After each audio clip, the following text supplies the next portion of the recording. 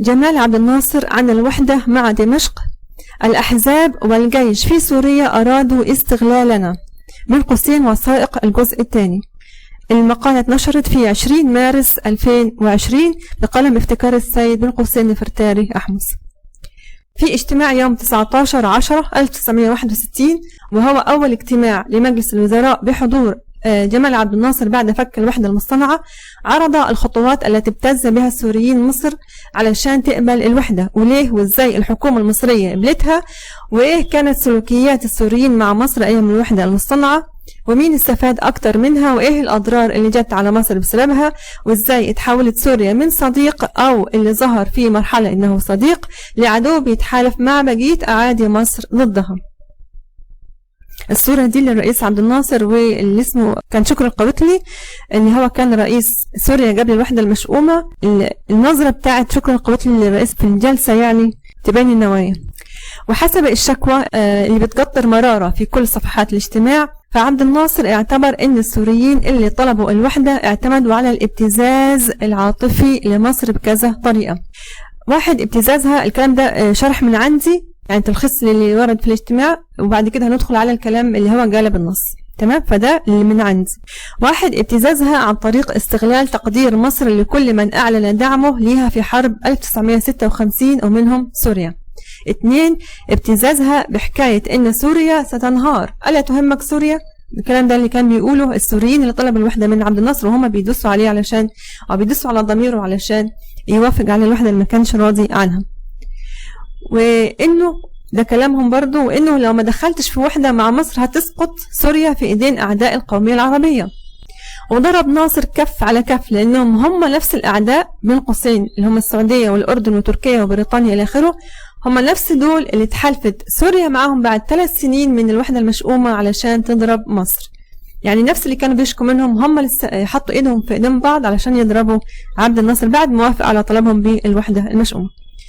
3، اعتمد السوريين على الإلحاح وفرض الأمر الواقع، لدرجة أنهم فاجئوا الرئيس عبد الناصر، فاجئوه بزيارة في القاهرة متكونة من 14 من قيادات الجيش السوري يطلبوا الوحدة حالا، وفضلوا يطردوا عبد الناصر مطرح ما يروح علشان ياخدوا منه الموافقة على طلب الوحدة، لأنه كان رافض حتى في أماكن الشغل، وحتى لما راح بيته يرتاح راحوا وراه. ولما طلب مهلة 5 سنين لدراسة الفروق بين البلدين وهل ينفع يتعمل بينهم وحدة ولا لا، رفضوا وقالوا اللي هم السوريين يعني ان سوريا هتضيع.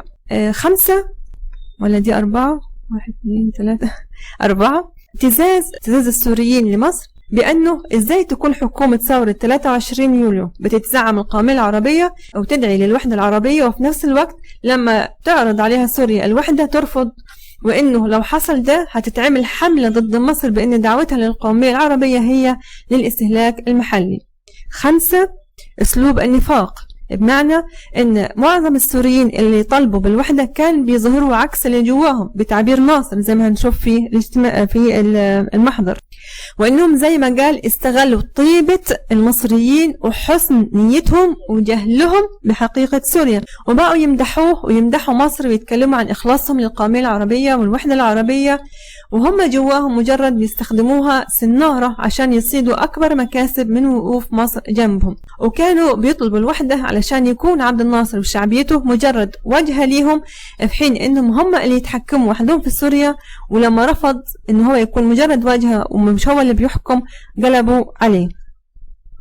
6، زي ما قال إن من أكبر الأسباب جنب المؤامرات العربية والمعسكر الشيوعي الغربي، إن يعني من أسباب فك الوحدة المشؤومة إن سوريا متكونة من مذاهب وتيارات وأقليات لا حصر لها، ده بتعبير الرئيس عبد الناصر.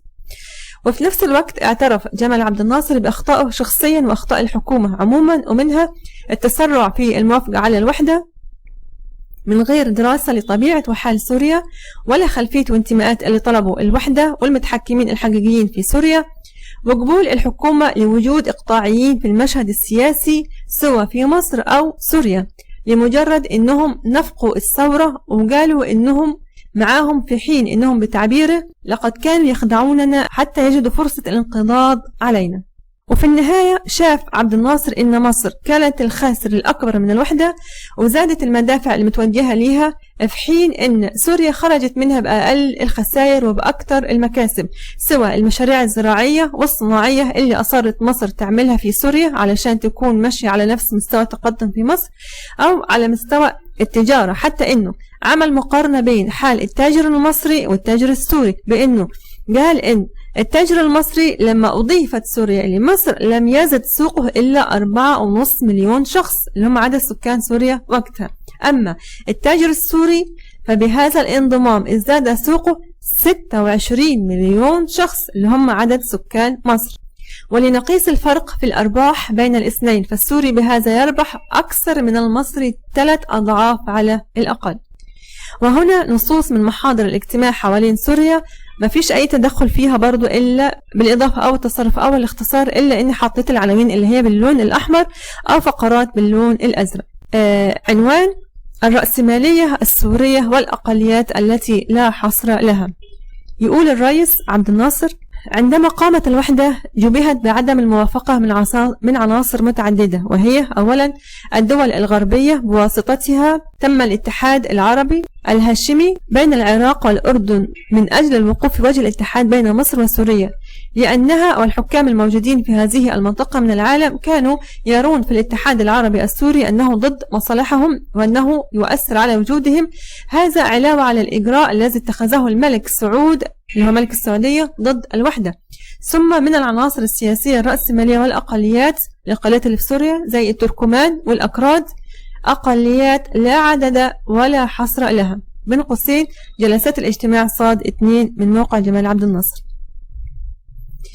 عنوان تاني: طالبوا الوحدة أول من خانوها.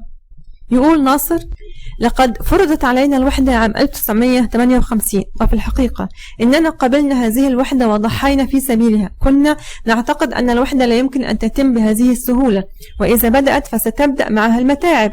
قبلنا الاتحاد بناء على طلب المسؤولين في سوريا. وضحت مصر في عام 1958 بالكثير لتنقذ سوريا من الضياع والانهيار الحتمي الذي كانت معرضة له، ولم يكن بد من قبول الاتحاد، وتمت الوحدة. ثم بدأت العناصر الموجودة والتي طلبت الوحدة كل منهما تريد استخدام الوحدة لتحقيق أهدافها: الرأسماليون والبعثيون ورجال الجيش أيضا، يقصد الجيش السوري. بين قوسين محضر اجتماع مجلس الوزراء 19/10/1961 صاد 3. العنوان الثالث: ضرب القاهرة عبر دمشق.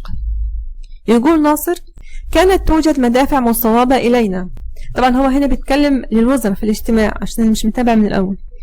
كانت توجد مدافع مصوبة إلينا لا حصر لها، سواء من الرجعية العربية أو من الملوك أو من الذين يخافون من انتشار المد العربي بما يؤثر على مصالحهم أو يؤثر على حكمهم ووجوده، ويؤثر على الصهيونية وإسرائيل والاستعمار، بما في ذلك السياسيين القدامى الذين كانوا في سوريا ينتهزون الفرص للوصول إلى الحكم. لقد نفذت جهود هؤلاء ضد سوريا وليس ضد مصر، لأن القاهرة كانت تضرب عن طريق دمشق، ولم يكن الهدف دمشق بل كان الهدف هو القاهرة. والآن أصبحت سوريا معادية لوجود الحكومة الحاضرة، والعناصر التي تحكمها معادية أيضا. الذي يحكم سوريا الآن الملك سعود والملك حسين وأمريكا وإنجلترا، أي المعسكر الغربي. وأصبحت اليوم إذاعة سوريا وصحافتها ضدنا وتهاجمنا بعد أن كانت معنا، وبعد أن وقفت معنا في 56 و57 و58. أصبحت صحافة يعني بداية من بعد 58، وأصبحت اليوم إذاعة سوريا وصحافتها ضدنا وتهاجمنا بعد أن كانت معنا ووقفت معنا في 56 و57 1956 و57 و58. أصبحت صحافة وإذاعة سوريا ضدنا لأن الأجهزة الحاكمة أرادت لها هذا، لأن الشعب أمام الدبابات والإرهاب لم يكن له رأي أو صوت واضح. معلش هندخل هنا يقصد لأن الشعب أمام الدبابات والإرهاب، عشان اللي مش متابع القضية كان يقصد لما هي دبابات وإرهاب الجيش السوري لما عمل الانقلاب على مصر في 1961 وفك الوحدة، وكان نزلت الدبابات وكده علشان تمنع الناس من المظاهرات أو الاعتراض. بيكمل عبد الناصر: وأعتقد اليوم أننا نمر بفترة من أدق الفترات التي نمر بها، لأن جميع القوى ضدنا، والمكاسب التي حققناها والشعبية التي حصلنا عليها تستدعي من أعدائنا أن يركزوا جهودهم للقضاء عليها قضاء كاملا. أصبحت اليوم جميع محطات الإذاعة وجميع وسائل الإعلام الممكنة لهم ضدنا ومركزة للهجوم علينا. استخدمت ضدنا هذه الوسائل في لبنان بقصد تشهير بنا وأننا وصلنا إلى حالة من الانهيار وأن دعوتنا قد فشلت، فهم يشوهون كل الأمور لتحقيق أغراضهم. ده محضر الاجتماع من صفحة 3 إلى صفحة 4. عنوان: كيف بدأت وتمت الوحدة المصطنعة. يقول عبد الناصر حسب ما مكتوب في المحضر: إن خبايا الاتحاد مع سوريا يمكن أن تكون غير معروفة. لقد وقفت معنا سوريا عام 55 و56 و57 و58 100% شعبا، وفي أواخر عام 1955 توصلنا إلى تكوين القيادة العسكرية المشتركة، وعين المشير عبد الحكيم عامر قائدا عاما للجيش السوري المصري، واندفعنا في هذا إلى أقصى ما يكن. وفي عام 1957 حاول شكري القوتلي أن نعمل اتفاقا ثلاثيا مع الأردن، وأرسل لي رسالة بهذا الخصوص، وقد عارضت فكرة تكوين قيادة مشتركة بين الأردن ومصر وسوريا، وكان الفريق جمال فيصل ممثل سوريا في ذلك الوقت، وأرسلته إلى سوريا لمقابلة شكري القوتلي ليفضي إليه بوجهة نظري تجاه الأردن التي لا يمكن اعتبارها دولة عربية خالصة، ولكن السوريين ضغطوا علينا ضغطا شديدا لدخول الأردن في القيادة المشتركة، وكان وقت ذاك حركة وطنية في الأردن، وقد قاومت هذا لأني لم أكن مقتنعا بهذا المنطق، ولكن نتيجة لإلحاح السوريين قبلت وضعا غير مقتنع به. هذا خطأ، لأني قبلت وضعا غير متفق مع تخطيطنا، ولكني قبلته لوجود الموقف الوطني في الأردن وإلحاح سوريا، على اعتبار أن يكون في هذا درعا واقيا بالنسبة للخطر الذي يهدد الأمة العربية. وحصل بعد العدوان علينا سنة 1956 تخطيط إنجليزي، ووقع انقلاب في الأردن، وقضي على العناصر الوطنية، وقيل بأنه يوجد انقلاب مصري سوري شيوعي. وفي أحد أيام عام 1958 حضرت بدون إذن في الصباح طائرة سورية تقل 20 ضابطا، وقابلوا المشير عبد الحكيم عامر، ولم أتقابل معهم حيث كنت في زيارة مع ضيف مصر في هذا الوقت الرئيس أحمد سكرنو لمدينة الأقصر، وقالوا للمشير عامر بأنهم اجتمعوا مع الجيش اللي هو الجيش السوري، ووجدوا أن سوريا في خطر وتقابلها كارثة لتنازع 4 أحزاب على الحكم، وأن الباب كذلك مفتوح أمام الشيوعيين وسينقضون عليها. والحل الذي اتفق عليه الجميع لإنقاذ سوريا هو طلب الوحدة من جمال عبد الناصر. هنا بيكمل الرئيس عبد الناصر الكلام، بيقول: والحل الذي اتفق عليه الجميع لإنقاذ سوريا هو طلب الوحدة من جمال عبد الناصر. وكان الشعب في سوريا في هذا الوقت يعبر عن الوحدة، واتخذ البرلمان السوري قرارا بالوحدة، وفوجئ بالوحدة، وكان موضوعا لم أستطع بحثه. حضر الضباط في فبراير سنة 1958 وقالوا بأنهم توصلوا إلى حل وهو الوحدة. قلت لهم: ما رأي الحكومة السورية يعني ما رأي الحكومة ورئيس الجمهورية السورية شكر القوتلي؟ فقالوا بأنهم أرسلوا وفدا لشكر القوتلي، وشكر القوتلي لم يوافق على الوحدة إلا برضاء الجيش. فقلت لهم: لا يمكن القبول بهذا لأنكم لستم حكومة سوريا. بين قوسين يعني هو رفض أن الوحدة تتم عن طريق ضباط، كان عايز لازم الحكومة، يعني ضباط ما لهمش دعوة بالحكومة، كان عايز الحكومة نفسها ورئاسة البلد هي اللي تطلب الوحدة وتوافق عليها اللي في سوريا. بيكمل عبد الناصر: وحتى لا تتم الوحدة عاطفيا بهذا الشكل لأنها تحتاج إلى 5 سنوات، ومن الأفضل أن نبدأ بوحدة عسكرية وسياسية وثقافية، وأخيرا النواحي الدستورية. لكننا إذا قبلنا الوحدة مباشرة فستقابلنا الصعاب، وإننا على استعداد لعمل برنامج لمدة 5 سنوات كتمهيد للوحدة الدستورية. ثم قابلتهم ثاني يوم في مجلس الأمة، حيث كانت هناك حفلة عشاء احتفالا بالدستور اللي هو الدستور المصري. وبعد العشاء بلغني منهم بأنهم تلقوا رسالة من دمشق بأن الحكومة وافقت على مطالبهم، وسوف ترسل مندوبا عنهم لطلب الوحدة رسميا. وحضر صلاح البيطار مندوبا عن حكومة سوريا يطلب رسميا الوحدة. وقلت بأن هذا المطلب يعتبر عملية عاطفية، وسياساتنا هي القومية العربية، وهي سياسة الأشباح، لأن أعداءنا عندما يريدون ضربنا فلن يجدوا الهدف الذي يضربونه. إذا تمت الوحدة تحولت الأشباح إلى حاجة مادية. ولم أعرف سوريا حق المعرفة في ذلك الوقت، وجلسنا جلسة طويلة نتناقش، وكان من بين هؤلاء الضباط ضابط شيوعي كان أشدهم تطرفا في طلب الوحدة وهو عفيف البزري، وكان في هذه الجلسة المشير عبد الحكيم عامر، وقلت لهم بأننا لن نقبل الوحدة بهذه السرعة، فقالوا بأن سيادتكم تتكلم عن الوحدة العربية وسوف تواجه الأمر الواقعي بانهيار سوريا وضياعها، فكأن سوريا لن تهمك. فقلت لهم بأنكم ضباط في الجيش، وإذا تمت الوحدة سوف أخرجكم منه، فقالوا نقبل هذا الوضع.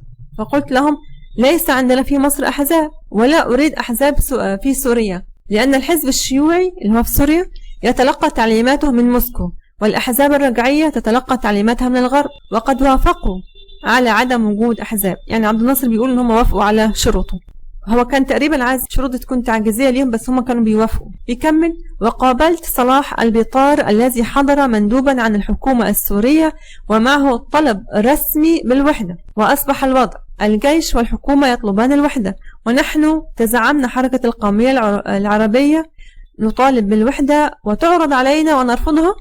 حجة هؤلاء في طلب الوحدة إذا لم تتم الوحدة فستضيع سوريا، فكان جوابي نبحث الأمر. بيكمل عبد الناصر ويستدل من هذا أن الوحدة تمت بانقلاب عسكري سوري في سوريا.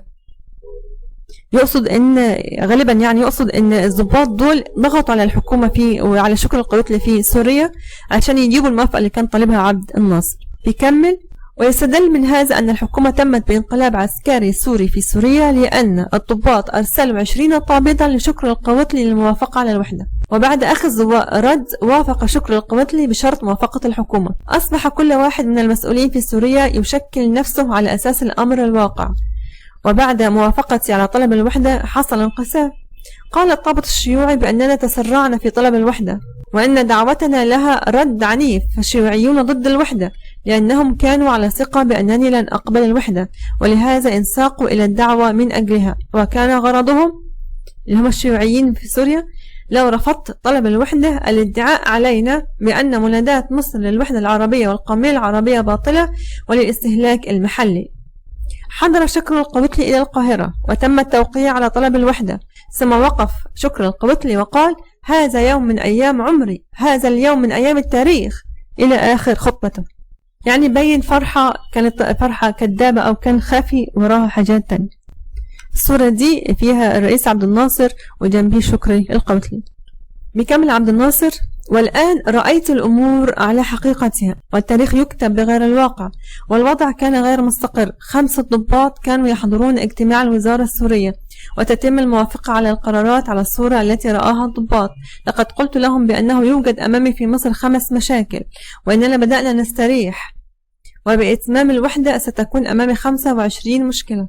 وسارت الأمور في مجراها الأساسي، وبعد شهر من الوحدة بدأ الترتيب لأول انقلاب في سوريا، واتضح هذا من إجراء عفيف البزري بنقله بعض الضباط الشيوعيين في مناطق معينة، واحتك مع المشير عبد الحكيم عامر وقدم استقالته. وبعد شهر ونصف من الوحدة بدأ كل واحد في سوريا يستعد لعمل انقلاب، لأنه يرى أن الوحدة فرضت عليه من الجيش عن الجيش السوري. أقول هذا حتى تعرف الصورة الحقيقية للوحدة. ده محضر اجتماع مجلس الوزراء 19/10/1961 اللي انعقد تعمل برئاسة جمال عبد الناصر من صفحة 18 إلى صفحة 20، والموجود على موقع جمال عبد الناصر. طيب دي عبارة من عندي اللي هي باللون الأزرق، بقول فيها دي هي أسباب فشل الوحدة المصطنعة من ناحية السوريين، وملخصها الابتزاز والتآمر والمصلحة الحزبية السورية الخاصة. أما فيما يخص مسؤولية الحكومة في مصر فعصر جمال عبد الناصر ومجلس الوزراء عقلهم عشان يعرفوا إيه كان نواحي التقصير من ناحيتنا، ووصلوا للأسباب اللي جاية. هنكمل رأيهم أو كلامهم في المحضر. عنوان: غياب التعبئة السياسية. يقول عبد الناصر: إننا نعتبر أن نقطة البداية تبدأ من اليوم، فمن المشاكل التي قابلناها والأمور التي مرت بنا السلبية واللامبالاة التي وجدت في بعض العناصر نتيجة خطأ سياسي كنا نمارسه، وهو الاهتمام بالخطة ومشروعات العمل فقط دون الاهتمام بالعمل السياسي التنظيمي، ودون الاهتمام بتطوير كل أمورنا السياسية حتى نعبئ كل القوى في جانبنا. لقد أقمنا في سوريا سد الرستن، عملنا سد يعني هناك زي ما كنا بنعمل سد عالي هنا في مصر. كان الرئيس عبد الناصر بيبقى عايز يعمل مشاريع شبهها في سوريا عشان يحسوا ان احنا يعني ايه مش مهتم بمصر اكتر من سوريا، ده وقت الوحدة المشؤومة. لقد أقمنا في سوريا سد الرستن، وأقمنا مشاريع كثيرة جدا مثل سد الفرات وخطوط السكك الحديدية وغيرها. ولكن هل هذا يكفي؟ إننا لم نكن ننبه الناس إلى ما نعمله من أجلهم، وإننا لم ننظم أنفسنا تنظيما سياسيا يعبئ جميع الجهود من الناحية السياسية كما عبأناها من الناحية الاجتماعية والخطة، فإن ذلك يؤدي إلى وجود حالة اللامبالاة لدى الناس تجعلهم سلبيين. إننا لا نفترض بأي حال أن أعداءنا غافلون عنا. هناك بعض الناس الذين سيحاولون أن يعبئوا هذه القوى في الاتجاهات المضادة لنا كما حدث بالنسبة لسوريا، وسيكون هناك انتهازيون وأناس لهم أطماع، وأعتقد أننا إذا لم نتلافى هذا الخطأ في مصر سنقابل صعوبات في المستقبل. كل المدافع وجميع الجهود موجهة اليوم إلى القاهرة، كل المدافع وجميع الجهود موجهة اليوم إلى القاهرة، وسيزيد تركيزها على القاهرة. عنوان تاني: طيبة مصر الزايدة وغفلتها عن النفاق الإقطاعي. بيقول عبد الناصر: لقد كانت لنا بعض تصورات خاطئة في بعض الأمور، وقد أظهرتها حوادث سوريا. التصور الأساسي والاعتقاد بأننا يمكن أن نقيم تنظيما شعبيا يجمع كل الفئات وكل الطبقات، وكنا نقول إننا نهدف إلى القضاء على الصراع الطبقي في إطار من الوحدة الوطنية في إطار سلمي. ولكن نوايا الآخرين والحوادث أثبتت غير ذلك. مأمون الكزبري ده مسؤول في سوريا مثلا كان عضوا بارزا في الاتحاد القومي في دمشق، وكان رئيسا لنقابة المحامين، وكنت أراه يشيد بالوحدة، وكان عدنان القوقلي يشيد بالوحدة، وكذلك الأمر بالنسبة لعصاصة والضباط الذين قاموا بالحركة الانفصالية. النحلاوي مثلا الذي كان يعمل مع المشير عبد الحكيم عامر، شخص كان يبدو عليه أنه من أخلص الناس الذين يمثلون الوطنية والإخلاص. وعصاصة أيضا الذي كان يدير سلاح الطيران، مظهره يبدو وكأنه من أحسن العناصر الوطنية. ولكننا نسينا أمرا آخر، فإننا إذا فتحنا دفتر دليل التليفونات في دمشق نجد صفحتين باسم عصاصة والنحلاوي، وهذا يدل على أنه من طبقة الرأسمالية، وقد أخذنا نحن بالمظهر الذي كان يبدو أمامنا بالنسبة لهم، وهذا نتيجة الطيبة التي كنا نسير بها، وكان اتجاهنا دائما إلى حسن النية وليس إلى سوء النية. ولكن تجمع الكزبري وعصاصة والنحلاوي والآخرون جمعتهم المصالح المشتركة وعمليات الصراع الطبقي الموجودة في البلد، يعني هناك في سوريا. لقد كانوا يخدعوننا حتى يجدوا فرصة الانقضاض علينا. لقد كانوا يخدعوننا حتى يجدوا فرصة الانقضاض علينا. الكلام ده في صفحة 5 من محضر الاجتماع بتاع 19/10.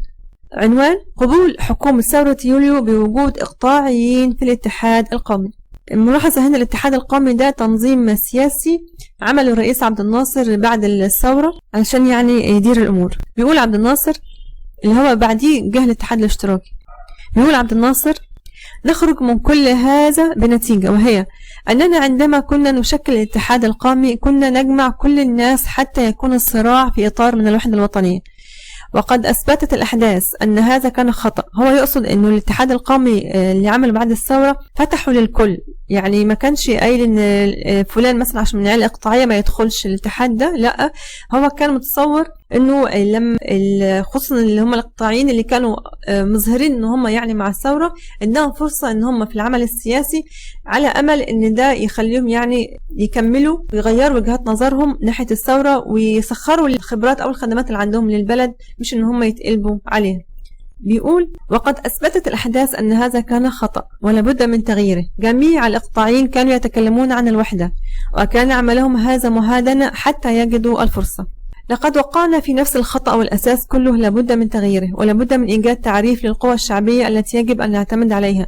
ولكن الآخرين كانوا أقوياء ويمتازون بالمهارة ويستطيعون الوصول إلى مكان الصدارة، ولكن عند الحاجة إليه وقت الشتاء يظهرون على حقيقتهم. بين قوسين ده حاصل لحد دلوقتي.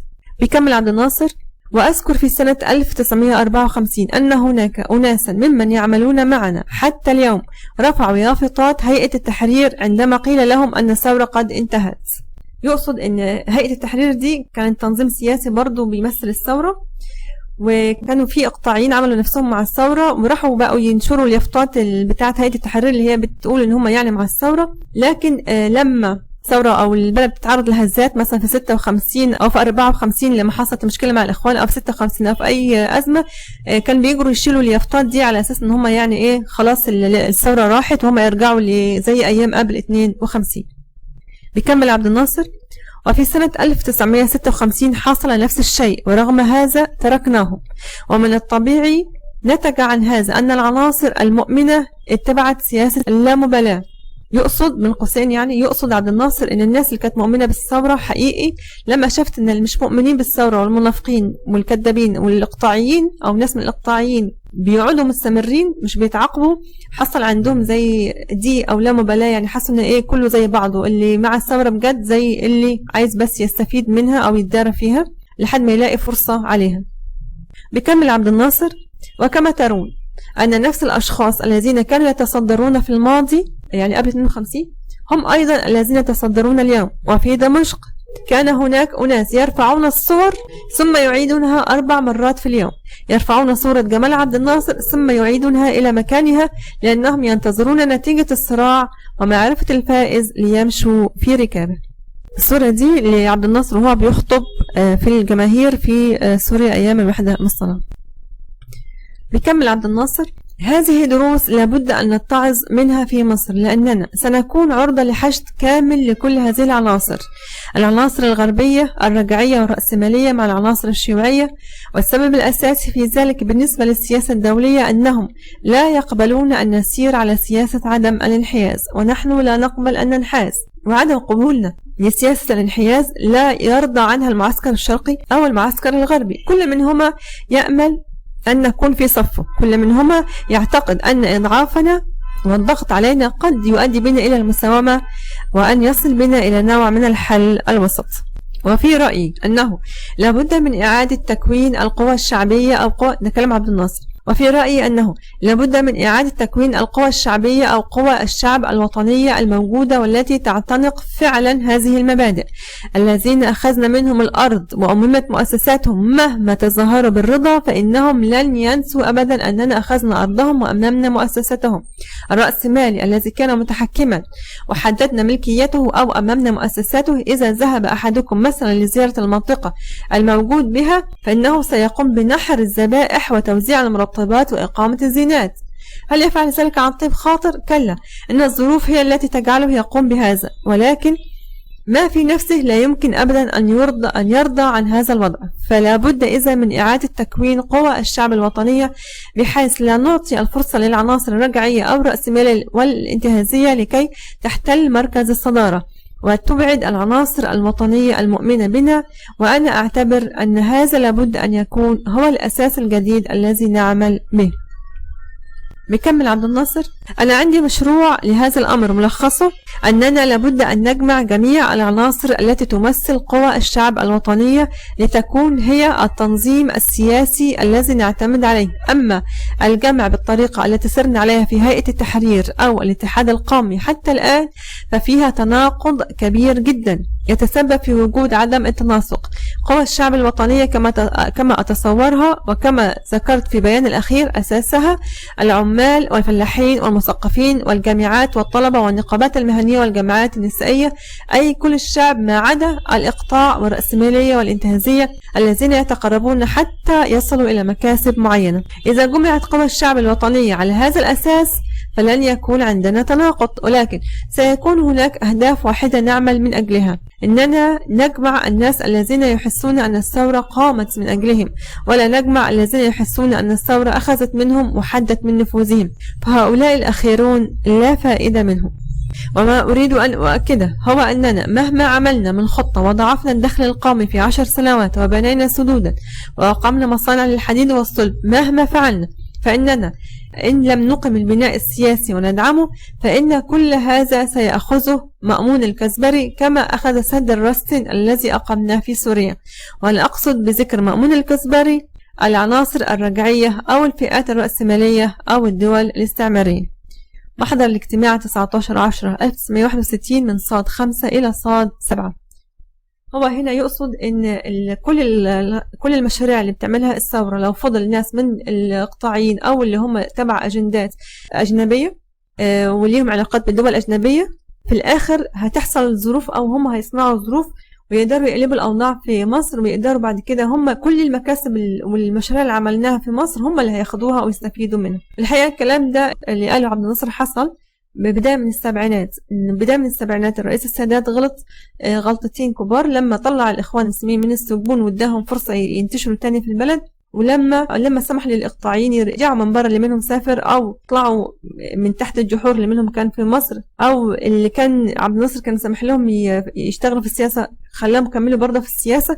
فالناس دي من السبعينات لحد دلوقتي وهي بتسيطر على تشريع وشركات مصانع وكل وسائل الإعلام، مناصب في الدولة بما فيها في الجيش والداخلية والقضاء والجامعات ويمكن في الأزهر والكنيسة، وبيحاولوا ان هم كده يعيدوا سيطرة تاني على البلد. واحنا زي ما شايفين ان هم اخذوا من الشركات والمصانع اللي اخذوه، والباقي بيبيعوا اصول الدولة للدول الخليجية وغير الخليجية، وفي نفس الوقت كأنهم عايزين يستبدلوا الشعب المصري ويجابوا ملايين اللاجئين والأجانب في مصر علشان ما يبقاش في قوة وطنية في مصر تحاسبهم أو تعمل ثورة عليهم أو تطردهم أو أي من كان علشان ترجع مصر تاني للمصريين. فهم بياخدوا مننا البلد أرض ومؤسسات تتباع، وفي نفس الوقت بيقللوا قوتنا ويضعفونا بأن هم يدخلوا وسطنا ملايين من الأجانب يكتفونا ويسيطروا هم علينا. وفي آخر الاجتماع استعرض عبد الناصر مع الوزراء شكل التعاون المقبل مع سوريا. ظهر انه يعني كان بيناقشوا هنعمل ايه مع سوريا بعد ما تفكت الوحده المشؤومه، وظهر انه في اتجاهات مختلفه في الحكومه حوالين مستقبل العلاقات مع سوريا. ففي حين راى عبد المنعم القيسوني استمرار التسهيلات اللي بتقدمها مصر لسوريا زي تخفيض الجمارك او اعفاء البضائع السوريه من الرسوم الجمركيه، رغم ان سوريا كانت هتعيد التعريفه الجمركية مع مصر ومعاملة البضائع المصرية ومعاملة البضائع الأجنبية، بحجة أن مصر ما تقبلش الإجراءات دي بنفس الطريقة علشان تحافظ على فرص إقامة سوق عربية مشتركة تواجه التكتلات الاقتصادية الغربية. طالب فتحي الشرقاوي كل دول وزراء طالب فتحي الشرقاوي بأن نلتزم في حدود مصلحتنا، يعني ما نسيبلهمش كل الامتيازات كده اللي كانت موجودة أيام الوحدة. قال نلتزم في حدود مصلحتنا، وقال وغايتي ليست دعوة إلى الانكماش، والوضع المادي لابد أن يحدد في كل مجال، وقد التزمنا طريقنا عن دراسة وتخطيط كما حدث الآن بالنسبة للإبقاء على الاعتمادات الجمركية لسوريا وعدم الاستيراد منها. ده كان رأي الشرقاوي. رد عبد الناصر على الاقتراح القيسوني اللي هو قال نسيب الدنيا يعني امتياز زي ما كانت. قال عبد الناصر سوريا وحكومتها في الوضع الحالي لن ترحب بأي خطوة من جانبنا، كما أنها لن تقوم بأي خطوة للتقارب بين البلدين. من الممكن أن بعض الصناعات قد تأثرت عندنا خصوصا صناعة الحرير، ومن الممكن أن تسير بما هو موجود عندنا ولكن لن نستورد. وبيقول كان المجال أمام التاجر السوري أكثر من المجال التاجر المصري، لأن التاجر السوري كان يعمل لإقليم تعداده 4.5 مليون نسمة، أما التاجر المصري فكان يعمل لإقليم تعداده 26 مليون نسمة. يقصد هنا عبد الناصر إن هو كان خد في الوقت ده قرار إن هو في حاجات كان بيستوردها من سوريا خلاص مش هيستوردها، يعني كان رد فعله انه لازم يحسس سوريا بانه يعني ايه الامتيازات اللي كانت موجوده ايام الوحده المشؤومه مش هتفضل زي ما هي. خلص كده النقل اللي انا نقلته من محضر الاجتماع. ده كان محضر اجتماع مجلس الوزراء 19/10/1961 من صفحه 35 الى صفحه 36. ده زائد فيه الجزء الاولاني للي عايز يراجعه. دي بعد كده انا نشره في المقاله اوراق المحضر نفسها بالصفحه، كل صفحه هي ايه، وهحط الرابط تحت الفيديو وهو موجود برضه في المقالة، لما فتحش هتلاقوه تحت الفيديو.